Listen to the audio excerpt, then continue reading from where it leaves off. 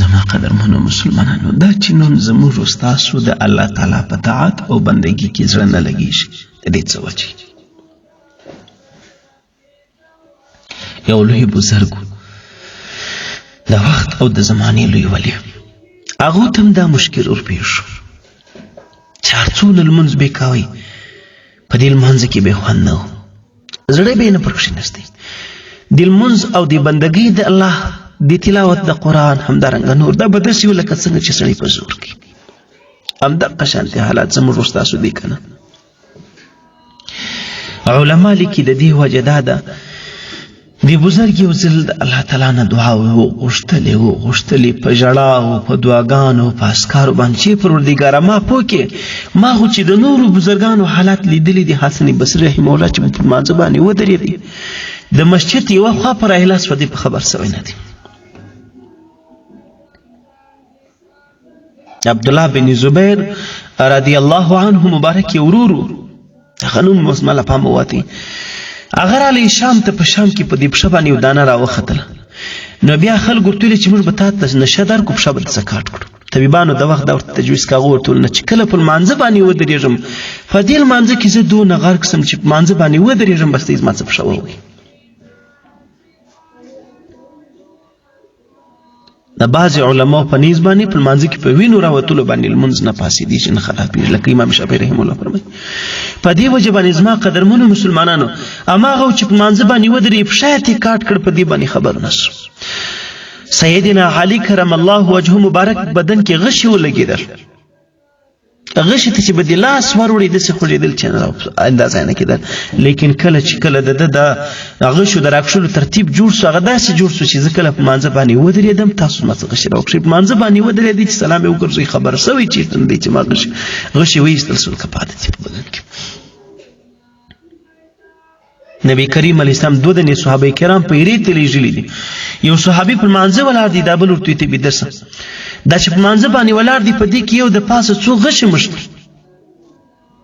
آخر ته دا خپل ملګري راپورته کړي، لمونځ یې مختصره کړي، وایي که چېرته زما څه د دې بیره نه وه چې په دا حال کې به زه وفات سم، شهید به سمه، نه ما به په تا باندې غږ نه وی کړی، ما به دغه د سورت رحمان پرېښودل په نیمایي باندې نه وی کړی، بلکې سورت مې پرې نون ته یو قل والله ویل تا ته ګران دي، یو تسبیح فاطمې ویل ما تا ته ګران دي. دا څه وجه ده؟ د بزرګ دعاګانې وکړې، آخر ته په کشف کې ورته معلومه شوله، الله تعالی ورته په کشف کې وشو چې صاحبه ستا مور په هغه زمانه کې چې ته په نس کې وې، په رحم کې وې، په هغه زمانه کې یو مشتبه خوراک خوړلی دی، د هغو اثر په تا باندې راغلی دی چې نن تا ته په عبادت کې، نن تا ته په بندګي د خدای کې، نن تا ته په لمانځه کې خوند او ذوق و شوق نه میلاویږي. نو چې مور خوړلې په اولاد باندې اثر دا راځي، صاحبه چې ما ته خپلې ګېډې ته ډکې کړو، نو بیا به زما استاد لمانځه کوم حال، ځکه چې نن زموږ په لمانځه کې زړه نه لګېږي، چې په لمانځه باندې ودرېږي، سوچ و فکر دی د دنیا په یو کونج او بل کونج کې ځغلي ورځغلي. د لمانځه څخه مخکې به هېڅ مسله نه وي چې په لمانځه باندې ودرېږي، د دښمنۍ ځای به دې هم سي، دغه دودستوي ځای به دې هم دغسې، د کاروبار ځای، د تاوان ځای، د ګټې او د هر څه د تربورګلوۍ ځای به دې هم دغسې. زموږ علما فرمایي د انسان د دې نس او د خېټې مثال داسې دی لکه د اوس اسبابو کې د موټرسایکل یا د موټر د ټانکۍ مثال. موټرسایکل ته که پیټرول واچوې نو ستا سره مزل کوي، په لاره درسره ځي، او که ته د پیټرول په ځای اوبه ور واچوې، یا ته په روډ په ورګډ کې، یا ته خاورې په دې پیټرول یا اوبه په ورګډې کړې، یا ته بالکل د پیټرول په ځای بل څه ور واچوې، نو چې بل څه واچي خو در سره ولاړ به هم نه شي. او که چېرته ته د پیټرول سره خاورې ورګډې کړې نو دی به دی ډیکې وي، دی به دی مطلب کله روان کله ولاړ، کله روان کله ولاړ، کله سټارټ کله بند. نن هم زموږ ستاسو دغه حال دی، زموږ په رزق او په روزي باندې چې زموږ په دې خېټه کې، دا زموږ د خېټې دغسې مثال دی، موږ په دې باندې چلیږو. د دې مثال د هغه څه دی عزیزانو چې موږ تاسو نن څه بل څه ناروا پکړ شي. نبي کریم اسلام یو وخت به داسې زمانه راشي زما په امت باندې چې سود او رشوت په هغو کې دومره عام شي چې یو سړی به خپله سود نه کوي، د سود د بوی او د بخار څه به خامخا څه ورته رسېږي. هغه ډریور چې نن د کوټې او د کراچۍ پورې کېږي، هغه ډریور چې نن رخصه چلي، هغه صاحب چې نن صاحب مانه یو څه خرڅي، هغه لازمي دا ګڼلې ده چې زه به خامخا سودخوره نه پکې وړم، بلکې نن خو د هر چا کوشش دا دی چې یو پیسه ماته پیدا شي، خدای دې وکړي چې په هره لارې همدغسې د که بل څه ده.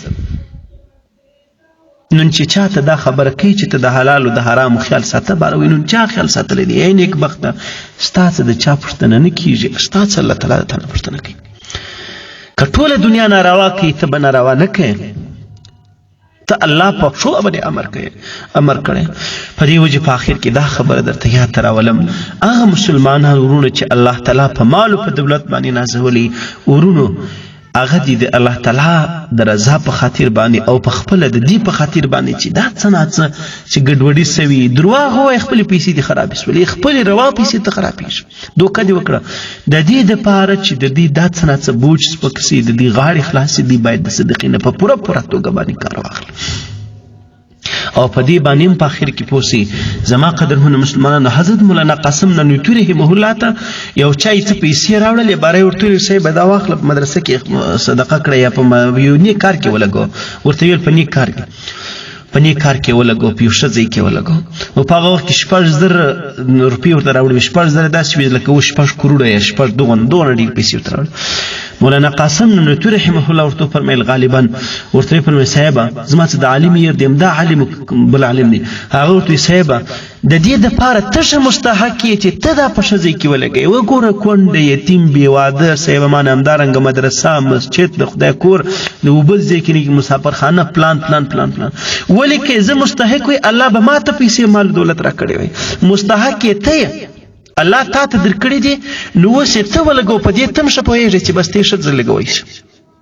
یقینا چې د چا څه پیسې او مال او دولت زیات دي، هر څونه چې د چا دی، چې د چا د څونه زیات دي، د هغو نه ذمهواري هم زیاته ده. الله دې په دې څو خبرو د عمل توفیق را نصیب کړي.